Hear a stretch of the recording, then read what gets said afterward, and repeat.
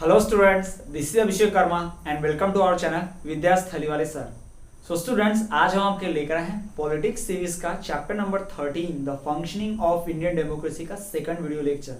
जी हाँ student, series के इस 13th चैप्टर की the functioning of Indian democracy का हम ऑलरेडी एक वीडियो लेक्चर ला चुके हैं, जिसमें हमने डिस्कस किया है डेमोक्रेसी के बेसिक फंक्शंस की, यानी कि पार्लियामेंट्री फॉर्म ऑफ गवर्नमेंट और फेडरल फॉर्म ऑफ गवर्नमेंट। और हमने फेडरल फॉर्म ऑफ गवर्नमेंट के कुछ टाइप्स या टाइप कह सकते हैं, फिर ऑर्गन्स कह सकते हैं, टाइप्स नहीं, उन ऑर्गन्स को भी हमने देखा था। और स्टूडेंट्स, हमने कैरेक्टरिस्टिक्स ऑफ फेडरल फॉर्म का एक जनरल इंट्रोडक्शन लिया था। और आज के वीडियो लेक्चर में हम बात करेंगे फेडरल फॉर्म ऑफ जो गवर्नमेंट है उनके जो मेन फंक्शंस है उसको डिटेल में स्टडी करेंगे, कौन कौन से ऑर्गन्स, कौन कौन से कैरेक्टरिस्टिक्स होते हैं फेडरल फॉर्म ऑफ गवर्नमेंट में, तो वो हम बात करेंगे। तो आज का वीडियो बहुत ज्यादा अमेजिंग इंटरेस्टिंग रहने वाला है, वीडियो के अंत तक जरूर बने रहिएगा। तो चलिए बिना कोई समय गवाए आज के इस अमेजिंग वीडियो को हम शुरू करते हैं।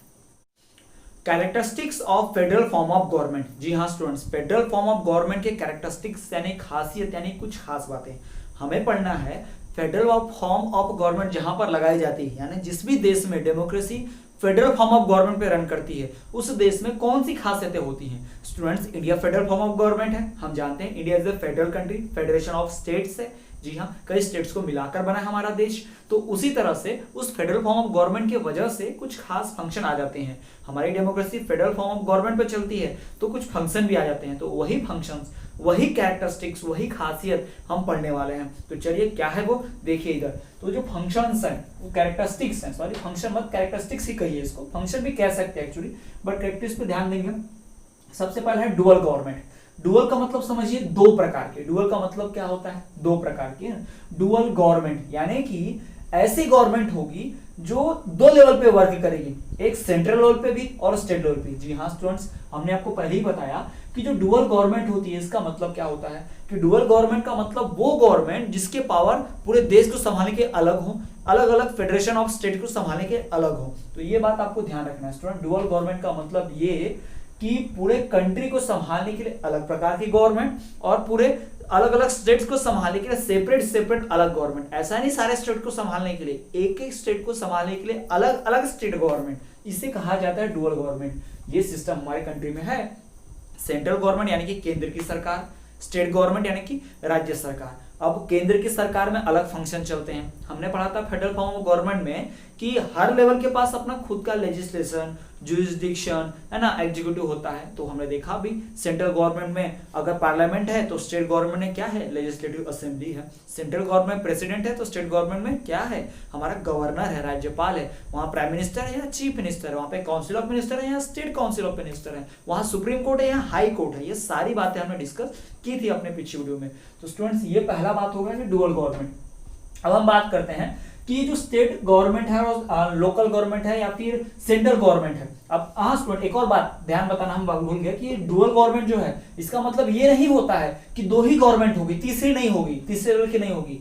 डुअल गवर्नमेंट का मतलब ये है कि जो गवर्नमेंट है वो सेम तरह से वर्क करेगी डुअल लेवल पे, दो लेवल पे, यानी पूरे देश को सुरक्षित रखने का काम सेंट्रल गवर्नमेंट का, पूरे स्टेट्स को सुरक्षित रखने का काम राज्य गवर्नमेंट यानी कि राज्य की सरकार का, लेकिन पूरे लोकल एरियाज को सुरक्षित रखने का काम लोकल गवर्नमेंट का भी होगा। वो बाद में जोड़ा गया है 1992 में, तब तो कॉन्स्टिट्यूशन बना नहीं था, कॉन्स्टिट्यूशन बहुत पहले बना था। तो बहुत पहले बने वाले फंक्शन की हम बात कर रहे हैं। 1947 जब हमारा कॉन्स्टिट्यूशन बनना शुरू हुआ, 1950 में जब हमारा संविधान लागू हुआ, तो उस वक्त जो फेडरल फॉर्म ऑफ गवर्नमेंट में कैरेक्टरिस्टिक्स हैं उसकी बात हम कर रहे हैं। तो उसमें ये डुअल गवर्नमेंट था। अगर हम 1992 की बात करें तो डुअल गवर्नमेंट नहीं, उसको है ना तीन लेवल की गवर्नमेंट बोल देंगे, ठीक है। तो ये हो गई डुअल लेवल की गवर्नमेंट की बात, ठीक। दूसरा बात देखिए, दूसरा जो कैरेक्टरिस्टिक्स है हमारे फेडरल फॉर्म ऑफ गवर्नमेंट का, जो दूसरा कैरेक्टरिस्टिक्स है वो है डिवीजन ऑफ पावर। जी हाँ, जो पावर्स होती है बटी होती हैं, पावर जो होती है वो डिवाइड होती हैं, चार फॉर्म है ना, चार पार्ट में पावर बटी होती है। एक होता है यूनियन लिस्ट यानी सेंट्रल गवर्नमेंट के करने का काम, दूसरा होता है स्टेट लिस्ट यानी कि स्टेट गवर्नमेंट के करने का काम, फिर आता है concurrent list, state plus central government दोनों में से जो उसको मर्जी उस पे काम कर सकते हैं, फिर आता है रेसिडुअरी पावर्स यानी अगर इन तीनों में से भी कुछ काम बच गए तो चौथा दूसरों के लिए, उसको रेसिडुअरी बोलते हैं। अभी कैसे होता है चलिए हमको बताते हैं ध्यान से और अच्छे से। डिवीजन ऑफ पावर का मतलब स्टूडेंट्स पूरे देश में या किसी भी देश की बात कर लीजिए आप, कोई ना कोई टॉपिक होता है, जैसे एजुकेशन का टॉपिक है, हेल्थ का टॉपिक है, ट्रांसपोर्ट है ना, कम्युनिकेशन, चिल्ड्रन का टॉपिक, विमेन्स का टॉपिक, फाइनेंशियल टॉपिक, इस तरह के अलग अलग टॉपिक्स है। तो कौन सा टॉपिक स्टेट गवर्नमेंट संभालेगी, कौन सा टॉपिक सेंट्रल गवर्नमेंट संभालेगी ना, तो ये अलग अलग बातें होती है स्टूडेंट। जी हाँ, तो हमारे कॉन्स्टिट्यूशन में क्लियरली लिखा है कुछ खास बातें जिसको सिर्फ सेंट्रल गवर्नमेंट ही कर सकती है, यानी उन टॉपिक्स पर, उन सब्जेक्ट्स पर लॉ सिर्फ और सिर्फ सेंट्रल गवर्नमेंट ही बना सकती है। और कुछ ऐसे भी टॉपिक्स हैं, ऐसे भी सब्जेक्ट हैं जिसपे लॉ सिर्फ और सिर्फ स्टेट गवर्नमेंट ही बना सकती है। जी हाँ स्टूडेंट्स, और कुछ ऐसे सब्जेक्ट हैं जिसपे या तो सेंट्रल गवर्नमेंट चाहे तो लॉ बना ले या फिर स्टेट गवर्नमेंट चाहे तो लॉ बना ले, ठीक। और इसके बाद भी अगर कुछ सब्जेक्ट बच जाता है, कोई टॉपिक जो अभी ध्यान में नहीं आया, जो कॉन्स्टिट्यूशन की लिस्ट में नहीं था, तो उसको भी रेसिडुअल पावर बोल देते हैं, वो कोई और कर लेता है, मतलब वो भी सेंट्रल गवर्नमेंट कर लेती है उस काम को भी, ठीक है। तो चलिए देखिए, जो डिवीजन ऑफ पावर है उसके लिए यूनियन लिस्ट बनाई गई है। उसमें डिवीजन किया, पावर को कैसे बांटा गया है, 3 भाग में यूनियन लिस्ट बनी है। यूनियन लिस्ट मतलब यूनियन गवर्नमेंट, यानी कि सेंट्रल गवर्नमेंट संभालेगी। सेंट्रल गवर्नमेंट के लिए 97 सब्जेक्ट है, यानी कि हमारे कॉन्स्टिट्यूशन में एक ऐसा टेबल कॉलम बना हुआ है, ऐसा आपको एक पूरा ऐसा कॉलम मिलेगा, ऐसा ऐसा, ये सेंट्रल गवर्नमेंट, स्टेट गवर्नमेंट, और ये क्या कह सकते हैं हम, ये कॉन्करेंट लिस्ट है ना, कॉन्करेंट लिस्ट है। तो इसमें जो लिखा हुआ है, जैसे ये काम ये इस तरह से कौन करेगा, सिर्फ सेंटर के करने के होंगे। जो टॉपिक्स देखे ना, ये सिर्फ सेंट्रल गवर्नमेंट करेंगे। यानी जो यूनियन लिस्ट है ना सेंट्रल गवर्नमेंट का, इस यूनियन लिस्ट में 97 सब्जेक्ट्स है टोटल, कितने, 97 सब्जेक्ट हैं। यानी 97 काम ऐसे हैं जो किसको करने हैं, यूनियन गवर्नमेंट को, यानी कि सेंट्रल गवर्नमेंट को करने हैं, केंद्र की सरकार को करने हैं। जी हाँ स्टूडेंट्स, 97 सब्जेक्ट ऐसे हैं जिस कार्य को, यानी उन कामों को, उन सब्जेक्ट को कौन करेगा, यूनियन गवर्नमेंट करेगी। कौन करेगा, यूनियन गवर्नमेंट करेगी, सेंट्रल गवर्नमेंट करेगी। फिर उसके बाद स्टेट लिस्ट है। अब स्टेट लिस्ट में ऐसे सब्जेक्ट भी आए 2-3 ऐसे कुछ करके करके टोटल 62 सब्जेक्ट है। यानी 62 सब्जेक्ट ऐसे हैं, 62 वर्क ऐसे हैं, 62 काम ऐसे हैं जिसको कौन करेगा, स्टेट गवर्नमेंट करेगी। केंद्र की सरकार जो काम करेगी वैसे कितने काम है, 97। यानी कि उन 97 टॉपिक्स पे, उन सब्जेक्ट्स पे लॉ कौन बनाएगा, सिर्फ सेंट्रल गवर्नमेंट बनाएगी। और ये जो 62 सब्जेक्ट हैं स्टेट लिस्ट के, उस पे लॉ कौन बनाएगा, सिर्फ और सिर्फ स्टेट गवर्नमेंट बनाएगी। उस पे सिर्फ और सिर्फ राज्य सरकार ही बनाएगी। ना केंद्र सरकार के सब्जेक्ट में राज्य सरकार दखल दे सकती है, ना राज्य सरकार के सब्जेक्ट्स पे केंद्र सरकार दखल दे सकती है ना। दोनों के अलग अलग काम होंगे, अलग अलग वर्क चलेंगे। अलग इधर का प्राइम मिनिस्टर अलग वर्क करेगा, यहाँ का चीफ मिनिस्टर अलग वर्क करता रहेगा। तो इस तरह से लिस्ट होती है। फिर होती है कुछ ऐसे भी वर्क होते हैं जिन्हें दोनों लेवल पे संभालने पड़ते हैं। यानी कि जैसे कंस्ट्रक्शन का कोई वर्क हो गया, ट्रांसपोर्ट मान लीजिए रोड का, तो जो रोड है वो एक स्टेट से होकर दूसरे स्टेट में भी जाता है, ऐसा भी होता है स्टूडेंट्स, है ना। तो दोनों को संभालना पड़ेगा ना, ऐसा तो नहीं एक स्टेट नहीं संभाली उसको दूसरा स्टेट वाले वर्क ही नहीं कर रहे हैं। तो कुछ ऐसे भी काम होते हैं स्टूडेंट्स जिन्हें दोनों को करने होते हैं, यानी स्टेट को भी करना पड़ेगा, राज्य को भी करना पड़ेगा, है ना। तो उन टॉपिक्स को कहते हैं कॉन्करेंट लिस्ट। उसको क्या बोलते हैं, कॉन्करेंट लिस्ट बोलते हैं। तो स्टूडेंट स्टार्टिंग में कॉन्करेंट लिस्ट में 47 सब्जेक्ट थे, यानी कि इन टॉपिक्स के ऊपर दोनों लॉ बना सकते हैं, चाहे तो सेंट्रल गवर्नमेंट भी चाहे तो स्टेट गवर्नमेंट भी। टोटल कितने सब्जेक्ट थे, 47 सब्जेक्ट। इन 47 सब्जेक्ट्स पे कोई भी लॉ बना सकता था। फिर स्टूडेंट्स 47 सब्जेक्ट थे तो उसमें अमेंडमेंट किया गया, हमारे कॉन्स्टिट्यूशन में संशोधन किया गया। अमेंडमेंट मतलब संशोधन, यानी चेंज किया गया कॉन्स्टिट्यूशन को, और इसमें 4 सब्जेक्ट और जोड़े गए और फिर से अमेंडमेंट किया और एक सब्जेक्ट और जोड़ दिया गया। तो टोटल कितने सब्जेक्ट हो गए, 52 सब्जेक्ट हो गए। जी हाँ स्टूडेंट, इस तरह से 42nd अमेंडमेंट के बाद कॉन्करेंट लिस्ट में कितने सब्जेक्ट आ गए, 52 सब्जेक्ट्स आ गए। यानी 52 सब्जेक्ट ऐसे हैं जिसके ऊपर सेंट्रल गवर्नमेंट भी काम कर सकती है, स्टेट गवर्नमेंट भी कार्य कर सकती है ना। इसके 52 सब्जेक्ट पे काम सेंट्रल गवर्नमेंट भी कर सकती है, स्टेट गवर्नमेंट भी कर सकती है, दोनों मिलकर काम कर सकते हैं। लेकिन स्टूडेंट्स मान लीजिए तब क्या होगा जब उसी एक ही टॉपिक के ऊपर सेंट्रल गवर्नमेंट भी काम करना चाहती है और स्टेट गवर्नमेंट भी काम करना चाहती है, दोनों का कोई झगड़ा होगा। तो उसमें किसकी बात ज्यादा मानी जाएगी, किसको ज्यादा वैल्यू मिलेगी, प्रेफरेंस किसको मिलेगा। तो स्टूडेंट्स ऐसे में सेंट्रल गवर्नमेंट को ज्यादा वैल्यू मिलती है, क्योंकि सेंट्रल गवर्नमेंट पूरे देश को संभालती है, देश के भलाई वाला वर्क करती है। तो क्रेडिट किसको मिलेगा, सेंट्रल गवर्नमेंट को। यानी कि अगर सेंट्रल गवर्नमेंट को ऐसा लग रहा है कि स्टेट गवर्नमेंट भी ठीक ठाक लॉ बना लेगी, हमको उसमें जरूरत दखलंदाजी देने की जरूरत नहीं है, स्टेट गवर्नमेंट के करने दो, तो सेंट्रल गवर्नमेंट कुछ मना नहीं कर सकती उसमें ना, स्टेट गवर्नमेंट उस कार्य को कर सकती है। लेकिन अगर इस कॉन्क्रीट लिस्ट को, वर्क को सेंट्रल गवर्नमेंट अपने हाथ में रहना चाहिए कि नहीं इसको हम करेंगे, तो कोई रोक नहीं सकता है ना, सेंट्रल गवर्नमेंट ही कर सकती है। यानी प्रेफरेंस किसको मिलता है? सेंट्रल गवर्नमेंट के। क्यों? क्योंकि सेंट्रल गवर्नमेंट पूरे देश की गवर्नमेंट है ना, वो पूरे देश के लोगों द्वारा चुनी, उसकी वैल्यू ज्यादा है, वो ज्यादा डेमोक्रेटिक है। ठीक, तो इस तरह से होगा कॉन्क्रीट लिस्ट। अब इनके अलावा भी, यानी ये 97 सब्जेक्ट्स, ये 62 सब्जेक्ट्स और ये 52 सब्जेक्ट के अलावा भी अगर कुछ टॉपिक बच गए तो उसे बोलते हैं रेसिड्यू पावर्स। क्या बोलते हैं उसे? रेसिडुअरी पावर्स बोलते हैं, रेसिडुअरी सब्जेक्ट्स भी बोलते हैं उसे, रेसिडुअल सब्जेक्ट्स या रेसिडुअरी सब्जेक्ट्स या फिर रेसिडुअरी पावर्स बोलते हैं। तो ये जो सब्जेक्ट्स बच जाते हैं, कुछ भी आ सकते हैं नए नए, तो उनके ऊपर भी लॉ कौन बना सकता है? सेंट्रल गवर्नमेंट बनाती है। उनसे रिलेटेड वर्क जो है, उनसे रिलेटेड जो डिसीजंस है, वो भी कौन लेता है? सेंट्रल गवर्नमेंट लेती है। सारे काम किसके हो जाते हैं? सेंट्रल गवर्नमेंट के हो जाते हैं। तो स्टूडेंट्स ये हो गया डिवीजन ऑफ पावर। अब हम बात करते हैं तीसरे की। हमारा जो तीसरा फंक्शन है, supremacy and return form of constitution. Supremacy and return form of constitution. Supremacy मतलब सर्वोच्चता, यानी सबसे हाई, यानी सबसे ज्यादा वैल्यू इसको ही मानेंगे, यानी सर्वश्रेष्ठ। And return form of constitution, यानी कि फेडरल फॉर्म ऑफ गवर्नमेंट में सबसे ज्यादा वैल्यू किसी को मिलती है, सबसे ज्यादा किसी की बात मानी जाती है, सबसे ज्यादा किसी को प्रेफरेंस दिया जाता है। तो सेंट्रल गवर्नमेंट भी नहीं है, कौन है वो? जी हाँ, वो हमारा संविधान है, वो हमारा कॉन्स्टिट्यूशन है। जी हाँ, कॉन्स्टिट्यूशन को ही ज्यादा वैल्यू दी जाती है। संविधान में जो लिखा होगा वही माना जाएगा। संविधान में लिखा है कि सुप्रीम कोर्ट है, उसके पास पावर रहेगी ज्यादा, तो वो उस बात को माना जाता है। जी हाँ स्टूडेंट्स, कॉन्स्टिट्यूशन में जो बात लिखी है हमें वही फॉलो करना पड़ता है, उसी बात को ज्यादा वैल्यू देनी पड़ती है। जैसे प्राइम मिनिस्टर बोल रहा है कि ये काम नहीं होना चाहिए, जबकि कॉन्स्टिट्यूशन में लिखा है होना चाहिए, तो प्राइम मिनिस्टर की बात कोई नहीं सुनेगा, उस काम को करना ही पड़ेगा। उसे कोई भी रोके उसे नहीं सुन सकते हम, उसे करना ही वो कार्य, क्योंकि वो कहाँ लिखा है? संविधान में लिखा है।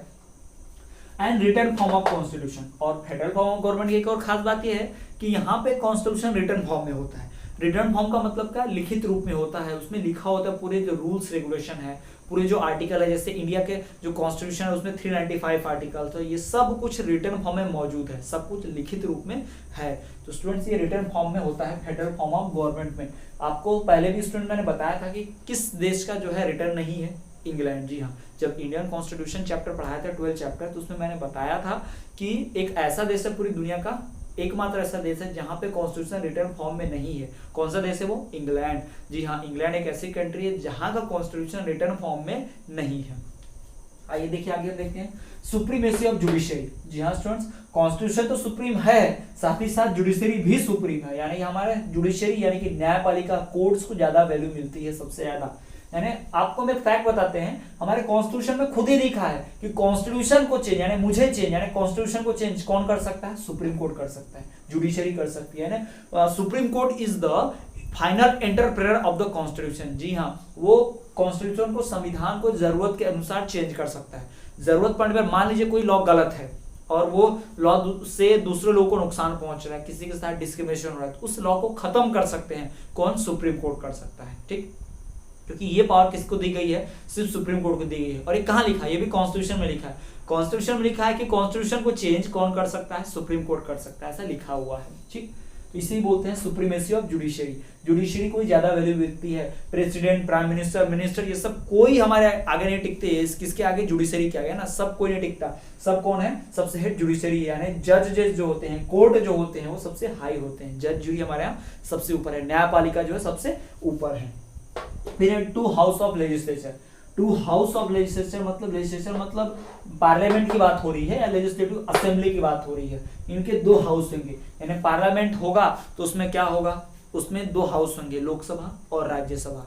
यानी ऐसी गवर्नमेंट होगी जो लोगों के द्वारा चुने हुए मिनिस्टर्स होंगे, फिर ऐसे मिनिस्टर्स होंगे जो लोगों के द्वारा चुने गए मिनिस्टर्स के द्वारा चुने गए होंगे। यानी कि एग्जांपल बताते हैं हम स्टूडेंट्स, लोकसभा के लोगों को हम लोग डायरेक्ट वोट देके चुनते हैं, फिर हमारे द्वारा जो चुन लिए गए लोग होंगे ना, वो राज्यसभा के लोगों को चुन देंगे, यानी इनडायरेक्टली इलेक्टेड होते हैं। यानी कि इस तरह से दो हाउसेस बने रहेंगे कहां पर? पार्लियामेंट में।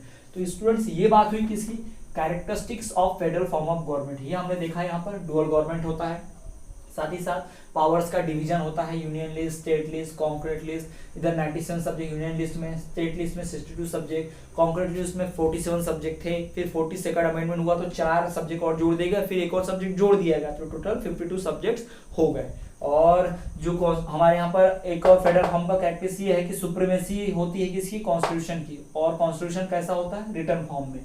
और सुपरमेसी किसकी मानी जाएगी, जुडिशियरी की, हमेशा जुडिशियरी को ज्यादा वैल्यू मिलेगी। और 2 हाउस होते हैं लेजिस्लेचर में। तो स्टूडेंट्स ये बात होगी किसकी, characteristics of federal form of government.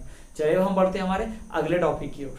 So students हमने बात की characteristics of federal form of government की। उसमें हमने देखा कि फेडरल फॉर्म ऑफ गवर्नमेंट में पावर्स का डिवीजन होता है, यूनियन लिस्ट, सेंटर लिस्ट जिसे कहते हैं, और फिर स्टेट लिस्ट, कॉन्करेंट लिस्ट और रेसिड्यू पावर। तो स्टूडेंट्स वो तो बात होगी पावर्स की, यानी कि लॉ बनाने की। अब लॉ बनने के बाद लॉ को फॉलो कराने की जो पावर्स होती है, यानी कि एडमिनिस्ट्रेटिव पावर जो है, शासन करना, रूल करने का जो तरीका है वो कैसे होता है, वो कैसे कंट्रोल में आता है। तो हमें ये देखना है कि कौन करता है इस सबको कंट्रोल, स्टेट गवर्नमेंट या फिर सेंट्रल गवर्नमेंट कैसे कंट्रोल करते हैं। पूरे कंट्री का जो सिस्टम है चलाने का काम किसका है। रूल बना देने से ही रूल लागू नहीं हो जाते, रूल बनाना, रूल लागू करा के उसे फॉलो करवाना ज्यादा इंपॉर्टेंट है स्टूडेंट्स। तो वो कैसे होता है, तो चलिए उसी की बात हमें करनी है स्टूडेंट्स। पार्लियामेंट में, संसद भवन में लॉ तो बन गया, पर वो बना हुआ लॉ फॉलो कैसे होगा, हर एक राज्य में लागू कैसे होगा, कौन कराएगा उसे, किस तरह से होगा, किन टॉपिक्स के ऊपर सेंट्रल गवर्नमेंट फोर्स कर सकती है, उन्हीं के बारे में जानना है स्टूडेंट। यहाँ पर देखिए सबसे पहला है directions to the state government. Direction का मतलब होता है दिशा निर्देश, मतलब ऑर्डर्स देना।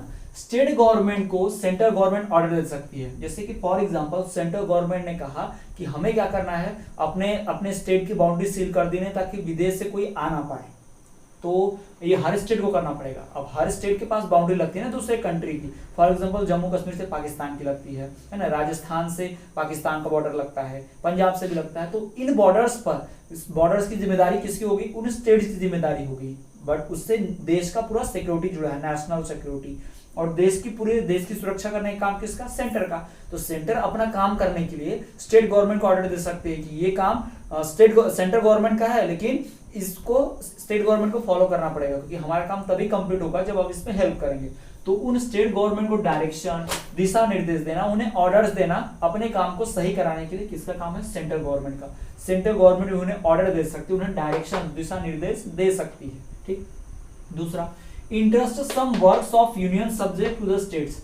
और अगर मान लीजिए कोई वर्क ऐसा है जो यूनियन लिस्ट में है, सेंट्रल गवर्नमेंट का है, लेकिन फिर भी वो कहते हैं कि स्टेट गवर्नमेंट को उससे हाथ डालना पड़ेगा, उससे काम करना पड़ेगा। जैसे कि फॉर एग्जांपल फॉरेन कंट्री से रिलेशन कैसे रखना, जब आपको बॉर्डर का रिलेशन होता है, जैसे फॉरेन कंट्री से हमारा कोई रिलेशन है, जैसे कई स्टेट्स क्या करते हैं, अलग अलग देशों से सामान मंगाते हैं, खरीदते हैं अपनी जरूरत का। तो जैसे हमारे किसी कंट्री से अच्छे रिलेशन नहीं है, फॉर एग्जांपल चाइना से, तो इंडियन गवर्नमेंट जो है, सेंट्रल गवर्नमेंट ने लॉ बनाया कि हम विदेश से कोई सामान नहीं खरीदेंगे, चाइना से कोई सामान नहीं खरीदेंगे। तो इसका ये मतलब नहीं है कि भारत सरकार नहीं खरीदेगी, लेकिन महाराष्ट्र की सरकार या फिर मध्य प्रदेश की गवर्नमेंट, जो स्टेट गवर्नमेंट है, वो चाइना से मंगाएगी। इंडिया नहीं खरीदेगा, लेकिन इंडिया का मध्य प्रदेश और महाराष्ट्र मंगाएगा, ऐसा पॉसिबल नहीं है। सेंट्रल गवर्नमेंट के बनाए हुए सब्जेक्ट्स के लॉ को फॉलो कराने के लिए स्टेट गवर्नमेंट को भी उसमें इंक्लूड होना पड़ता है, यानी स्टेट गवर्नमेंट को सेंट्रल गवर्नमेंट के सब्जेक्ट्स को भी फॉलो करना पड़ेगा। ठीक। Entrust some works of union subject to the states. कई बार स्टूडेंट स्टेट के लॉ को फॉलो करने के लिए सेंट्रल को भी हेल्प करनी पड़ती है। जी हाँ, सेंट्रल को भी हेल्प लेनी पड़ती है। तो entrust some work of union subject to the subject states. All India services. All India services का मतलब क्या, स्टूडेंट्स जो भी पुलिस डिपार्टमेंट है या फिर जो एडमिनिस्ट्रेटिव पोस्ट है, जैसे कि आईएएस इंडियन एडमिनिस्ट्रेटिव सर्विस या आईपीएस इंडियन पुलिस सर्विस, इसकी जो रिक्रूटमेंट होती है, इसमें जो ऑफिसर्स की भर्ती होती है, वो कौन कराता है, यूनियन पब्लिक सर्विस कमीशन यानी कि यूपीएससी कराता है। और यूपीएससी को कंट्रोल कौन करता है, सेंट्रल गवर्नमेंट करती है। यानी कि जितने भी ऑफिसर्स होंगे, है ना, एग्जीक्यूटिव ऑफिसर्स होंगे, पुलिस ऑफिसर्स वगैरह, उन्हें कौन बनाता है, कौन अपॉइंट कर रहा है, तो यूपीएससी यानी कि सेंट्रल गवर्नमेंट। तो स्टेट्स के लॉ एंड ऑर्डर को कंट्रोल करने की जिम्मेदारी भी किसकी हो जाती है, सेंट्रल गवर्नमेंट की। यानी इनडायरेक्टली अपने आईएएस के द्वारा, अपने आईपीएस के द्वारा कौन कंट्रोल कर रहा है, सेंट्रल गवर्नमेंट ही स्टेट को कंट्रोल कर रही है। ठीक है स्टूडेंट्स। और वो आईएएस आईपीएस को ऑर्डर फॉलो करने पड़ते हैं वहां के स्टेट के मिनिस्टर्स के, पर उनको आईएएस आईपीएस बनाने का काम किसका होता है, यूपीएससी वालों का है। यानी यूपीएससी कौन है, यूनियन पब्लिक सर्विस कमीशन, जो सेंट्रल गवर्नमेंट के अंडर आती है। फिर बात करते हैं फाइनेंशियल असिस्टेंस की। अभी फाइनेंशियल असिस्टेंस का मतलब पैसे की मदद, आर्थिक पहुंच या मदद कह सकते हैं। स्टूडेंट्स जो भी स्टेट गवर्नमेंट होती है, हर एक राज्य वो कुछ पैसा जमा करते हैं टैक्स के रूप में, अपने सिटीजन, अपने स्टेट के नागरिकों से टैक्स लेती हैं और अपने स्टेट का काम करती हैं। लेकिन वो पैसा काफी नहीं होता पूरे राज्य का डेवलपमेंट करने के लिए। पूरे राज्य में सड़कें बनानी है, डैम बनाना है, बिजली करना है, बिजली उत्पादन करना है, तो ये सब पॉसिबल नहीं है सिर्फ टैक्स के पैसे से। तो स्टेट गवर्नमेंट को ज्यादा डिपेंड रहना पड़ता है सेंट्रल गवर्नमेंट से, सेंट्रल गवर्नमेंट से पैसा मांगना पड़ता है। सेंट्रल गवर्नमेंट ही हर एक राज्य को पैसा देती है। फॉर एग्जांपल मान लो 30 करोड़ रुपीज है सेंट्रल गवर्नमेंट के पास, तो हर एक स्टेट को 1 करोड़ दे देगी। ये तुम 1 करोड़ रखो, तुम दूसरे स्टेट 1 करोड़ रखो, और 1 करोड़ का अपना सड़क बनाओ, 1 करोड़ में अपना डैम बनाओ, जो करना है करो, डेवलपमेंट का वर्क करो। तो इस तरह से होता है स्टूडेंट्स। ये सेंट्रल गवर्नमेंट और स्टेट गवर्नमेंट दोनों मिलकर फाइनेंशियल वाले वर्क संभालती हैं। हम बताते हैं कैसे। हमारी सेंट्रल गवर्नमेंट जो भारत की सरकार, वो इराक से, सऊदी अरेबिया से, ईरान से तेल ऑयल खरीदती है ना। फिर उसमें मान लीजिए फॉर एग्जाम्पल पेट्रोल डीजल की हम बात कर रहे हैं, तो गवर्नमेंट खरीदती है कितने रुपीज में, 40 रुपीज में, है ना। 40 रुपीज में गवर्नमेंट ने खरीदा, तो सेंट्रल गवर्नमेंट 40 रुपीज में खरीद के उस पर 20% 50% टैक्स लगाती है। या तो 40 रुपीज का खरीदा तो उसका हाफ कितना होगा, 50% 20, तो 40 से 60%, है ना, 20 रुपए बढ़ा के, यानी 40 रुपए का खरीदा, 20 रुपए हम लोगों से चार्ज कर लेती है और स्टेट गवर्नमेंट को देती है। फिर स्टेट गवर्नमेंट के पास वो 60 रुपए का आया, तो स्टेट गवर्नमेंट उसमें और 20 रुपए चार्ज कर दो, 80 का बन जाता है। यानी पेट्रोल जो है मान लीजिए दूसरी कंट्री से कितना खरीदा, फॉरेन से 40 रुपए का। फिर सेंट्रल गवर्नमेंट क्या करेगी, उसमें 40 में 20 रुपए जोड़ देगी सेंट्रल गवर्नमेंट, है ना, और फिर किसको बेचेगी, स्टेट वालों को। अब स्टेट वाले क्या करेंगे, इस 60 में और 20 जोड़ देंगे, यानी अपना टैक्स भी जोड़ देते हैं। यानी जो पेट्रोल पहले फॉरेन से खरीदा था उसके ऊपर सेंट्रल गवर्नमेंट ने 20 रुपए का टैक्स लगाया, फिर टोटल जो स्टेट गवर्नमेंट को मिला 60 रुपए का मिला, क्योंकि सेंट्रल गवर्नमेंट पे टैक्स लगा था। अब स्टेट गवर्नमेंट के पास आया पेट्रोल 60 रुपए का, जब स्टेट गवर्नमेंट वो भी पैसा कमाना है उसको भी, तो भी हमारे पेट्रोल में पैसा जोड़ देती है, तो 80 रुपए का हो गया। तो फाइनली हम जनता के पास, हम पीपल के पास 80 रुपीज का पेट्रोल मिलता है, और वो खरीदा कितने गया था, 40 रुपीज में। तो आप सोच लीजिए हमें कितना महंगा पड़ता है। लेकिन स्टूडेंट, अगर गवर्नमेंट ये काम नहीं करेगी तो हमारे लिए रोड बनाने का पैसा कहाँ से आएगा, हमारे लिए रेलवे चलाने का, हमारे लिए स्कूल्स, एजुकेशन वगैरह, हॉस्पिटल वगैरह गवर्नमेंट के सब चलाने का पैसा कहाँ से आएगा। तो इन्हीं सब पैसे से, इन्हीं टैक्स के पैसे से हमारे लिए फंक्शंस आते हैं। इसलिए तो इन सबको पब्लिक प्रॉपर्टी बोलते हैं रोड को। क्यों? क्योंकि पब्लिक के टैक्स से ही तो ये बना है, इसलिए इसको क्या बोलते हैं, पब्लिक प्रॉपर्टी बोलते हैं। स्टूडेंट्स, यही ध्यान रखना है हमें। और पार्लियामेंट के कुछ पावर्स है। पार्लियामेंट के पावर्स मतलब क्या, पार्लियामेंट अगर चाहे तो क्या कर सकती है, उन टॉपिक्स पर भी लॉ बना सकती है जो स्टेट गवर्नमेंट को। पार्लियामेंट चाहे तो किसी भी स्टेट को डिवाइड कर सकती है, एक स्टेट को 2 स्टेट बना सकती है। पार्लियामेंट चाहे तो 2 स्टेट को मिलाकर एक स्टेट बना सकती है। जी हाँ स्टूडेंट, पार्लियामेंट को मर्जर ऑफ स्टेट करने की भी आजादी है। पार्लियामेंट का ये भी पावर है कि वो 2 स्टेट को मिला के एक स्टेट बना दे। पार्लियामेंट के पास ये भी आजादी है, ये भी पावर है कि वो एक स्टेट को डिवाइड करके 2 स्टेट बना दे। जी हाँ, जैसे मध्य प्रदेश, छत्तीसगढ़ एक में थे, अलग हुए। आंध्र प्रदेश, तेलंगाना एक में थे, अलग हुए। जैसे बिहार और झारखंड एक में थे, अलग हुए। तो इसी तरह से स्टूडेंट्स क्या होता है, जो अलग अलग इसमें स्टेट्स होते हैं ना, बढ़ जाते हैं, और या फिर उन्हें जोड़ भी दिया जाता है। किसके द्वारा होता है, पार्लियामेंट के द्वारा। कौन करता है ये सारे काम, पार्लियामेंट करता है, उसके पास ये पावर है। और छठवां जो आखिरी पावर देखिए, make laws on subjects mention in the state list. अगर स्टेट लिस्ट में कोई सब्जेक्ट है तो उसके ऊपर भी सेंट्रल गवर्नमेंट लॉ बना सकती है। लेकिन कैसे, स्टेट के सब्जेक्ट, मान लीजिए मैंने पढ़ा था कि स्टेट में 62 सब्जेक्ट होते हैं, तो वो 62 सब्जेक्ट जो है ना, अगर मान लिया राज्यसभा या पार्लियामेंट डिक्लेयर कर दे कि पहले वो स्टेट लिस्ट का काम था, यानी वो स्टेट वाला सब्जेक्ट था, लेकिन अब वो नेशनल इंपॉर्टेंस का है, अब वो पूरे देश के लिए बहुत इंपॉर्टेंट है, तो उसको स्टेट लिस्ट से निकाल के कहाँ डाल देंगे, यूनियन लिस्ट में। तो उसके ऊपर लॉ कौन बनाएगा, अब यूनियन लिस्ट बनाएंगे, यानी वो 97 से 98 हो जाएंगे और ये 62 से 61 हो जाएंगे, ऐसा कुछ हो जाएगा। जी हाँ स्टूडेंट्स, यानी कि स्टेट लिस्ट के पावर सब्जेक्ट को छीना जा सकता है, किसमें डाला जा सकता है, सेंट्रल के यूनियन लिस्ट में। पर ये कौन कर सकता है, राज्यसभा करती है, यानी पार्लियामेंट कर सकता है, आप ऐसा समझिए। और तो स्टूडेंट, कुछ खास कंडीशंस में, जैसे देश में अगर इमरजेंसी लगा दी जाती है या प्रेसिडेंशियल रूल लगाया जाता है, तो फिर क्या होता है, इस तरह के फंक्शन फॉलो नहीं होते, यानी किसी भी टॉपिक्स पे कोई भी लॉ बना सकता है, सेंट्रल गवर्नमेंट या प्रेसिडेंट बना सकता है, पार्लियामेंट बना सकती है, कोई किसी को रोक नहीं सकता। तो स्टूडेंट्स, ये बात होगी division of administrative powers. Administrative powers मतलब शासन करने वाले, रूल करने वाले पावर्स की बात हो रही है। तो स्टूडेंट देखिए यहाँ पर टोटल 6 हमने पढ़े, जो हम रेसिडुअरी पावर्स भी बोल सकते हैं। जी हाँ स्टूडेंट्स, ये हमारे रेसिडुअरी पावर्स भी हैं। अब रेसिडुअरी पावर्स को किस पे ज्यादा कंट्रोल होता है, किसका, रेसिडुअरी पावर्स पे ज्यादा कंट्रोल होता है किसका, यूनियन गवर्नमेंट का, यानी कि सेंट्रल गवर्नमेंट का। बट अगर सेंट्रल गवर्नमेंट को लगता है कि वो नहीं करना चाहती है काम, तो किसके ऊपर थोप देगी, स्टेट गवर्नमेंट के ऊपर, और वो काम किसे करना पड़ेगा, स्टेट गवर्नमेंट को करना पड़ेगा। स्टूडेंट्स, अब आप पूछेंगे कि जब स्टेट गवर्नमेंट को काम करना है, सेंट्रल गवर्नमेंट करना है, तो लोकल गवर्नमेंट क्या करती है, आखिर लोकल गवर्नमेंट को वर्क क्या है। तो स्टूडेंट, लोकल गवर्नमेंट लॉज नहीं बनाती, लोकल गवर्नमेंट क्या करती है, ऊपर से आए हुए ऑर्डर्स, यानी कि सेंट्रल गवर्नमेंट और स्टेट गवर्नमेंट के जो ऑर्डर्स हैं उनको ही फॉलो कराती है, उनको ही एग्जीक्यूट कराती है। जैसे स्टेट में लॉ बना कि गांव में पक्की सड़क बननी ही चाहिए, तो और पैसा भेजा जाएगा, तो हमारे गांव के जो लोग होंगे वो क्या करेंगे, हमारी जो लोकल गवर्नमेंट होगी हर एक गांव में क्या करेंगे, वो पक्की सड़कें बनाएंगे जो पैसा होगा, या फिर गांव में स्वच्छता अभियान चलाना है, शौचालय बनाने हैं तो हर गांव में शौचालय बनेंगे फ्री में। तो ये सारी चीजें होती हैं। स्टूडेंट आपको ध्यान ये रखना है कि सेंट्रल गवर्नमेंट खुद के टॉपिक्स पे लॉ बना लेता है, स्टेट गवर्नमेंट खुद के टॉपिक्स पे लॉ बना लेता है, लेकिन लोकल गवर्नमेंट के पास कोई टॉपिक्स नहीं होते। लोकल गवर्नमेंट सेंट्रल गवर्नमेंट और स्टेट गवर्नमेंट के ऑर्डर्स को बस फॉलो करती है, इसलिए उसकी कुछ कैरेक्टरिस्टिक्स या हम कह सकते हैं उसका स्पेशल पावर या उसकी कोई लिस्ट नहीं है सब्जेक्ट्स की, कॉन्स्टिट्यूशन में ऐसी लिस्ट नहीं है। और वो 1992 में आया था और कॉन्स्टिट्यूशन 1950 में बना था। उस वक्त तो सोचा भी नहीं गया था कि तीसरी लेवल की गवर्नमेंट लाई जाए, ठीक है। तो इस तरह की बात हुई है स्टूडेंट्स, ये हमने पढ़ा हमारे सेकंड वीडियो लेक्चर में। तो आज के वीडियो लेक्चर में हमने बात की स्टूडेंट किसकी, फेडरल फॉर्म ऑफ गवर्नमेंट के कैरेक्टरिस्टिक्स की, और साथ ही साथ हमने क्या देखा कि जो भी डिवीजन है किसका, एडमिनिस्ट्रेटिव पावर का, यानी कि रेसिडुअरी सब्जेक्ट्स या रेसिडुअरी पावर जो होती हैं उस सेंट्रल गवर्नमेंट के पास कैसी होती है, ये सारा चीज हमने देखा। तो स्टूडेंट्स आज के वीडियो लेक्चर में इतना ही। आई होप ये वीडियो लेक्चर आपको पसंद आया होगा। वीडियो को लाइक कीजिए, अपने फ्रेंड के साथ शेयर कीजिए। यदि आपको कोई डाउट है तो आप कमेंट कीजिए, हम आपके डाउट दूर करने की पूरी कोशिश करेंगे। तो स्टूडेंट्स तब तक के लिए आप हमारे चैनल में बने रहिए और इसी तरह देखते रहिए हमारा चैनल विद्यास्थली वाले सर।